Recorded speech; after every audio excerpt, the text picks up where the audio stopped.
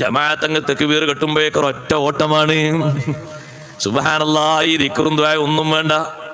എല്ലാ വെള്ളവും പള്ളിയുടെ ഉള്ളിലാണ് പോയി ചോരുന്നത്. കാലിൽ നിന്ന് വെള്ളം തുടച്ച് ഒഴിവാക്കാൻ പോലും നേരല്ല. ഉള്ളിൽ എല്ലാ വെള്ളങ്ങളും ചേർന്നിട്ട് പിന്നെ അവിടെ വല്ലാത്തൊരു വാസന വേറെ ഉണ്ടാകും. ധൃതിപ്പെടേണ്ട ആവശ്യമില്ല, സാവകാശം പോയാൽ മതി. ജമാഅത്ത് തീരെ കിട്ടൂല, ഈ ഒരൊറ്റ ജമാഅത്ത് മാത്രമേ ഉള്ളൂ. അത്തഹിയ്യാത്തിലെത്തിയിട്ടുണ്ട്, ഇപ്പൊ സലാം വീട്ടും എന്ന് കണ്ടാൽ വേറെ ജമാഅത്തൊന്നും പ്രതീക്ഷിക്കപ്പെടുന്നില്ലെങ്കിൽ സുന്നത്തുകളിലും തൽക്കാലം നിർത്തിയിട്ട് ഫർളുകളുടെ മേൽ മാത്രം ചുരുക്കൽ സുന്നത്തുണ്ട്. അതേ സമയത്ത് ഇവിടെ തുടങ്ങിയിട്ടേ ഉള്ളൂ നിസ്കാരം. ഈ സുന്നത്തുകളൊക്കെ നിർവഹിച്ച് അങ്ങോട്ട് പോയാൽ മതി.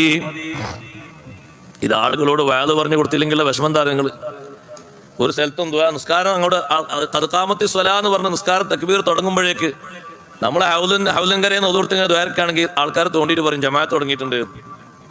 നമ്മളെക്കാളും കൂടുതൽ വിവരമുള്ള മഹാന്മാരാകും പോലെ അംഗീകരിക്കണമല്ലോ എന്ന് പറഞ്ഞാൽ അവർ മനസ്സിലാക്കിയതോടെ തക്ബീർ കെട്ടിക്കഴിഞ്ഞാൽ പിന്നെ ഈ ദ്വാരൊന്നും ദ്വാരക്കാൻ പാടില്ല എന്നാ. അപ്പൊ ഒഴിവും കഴിവൊക്കെയുള്ള നേരത്ത് മാത്രം ദ്വാരന്ന് പോയാൽ മതി.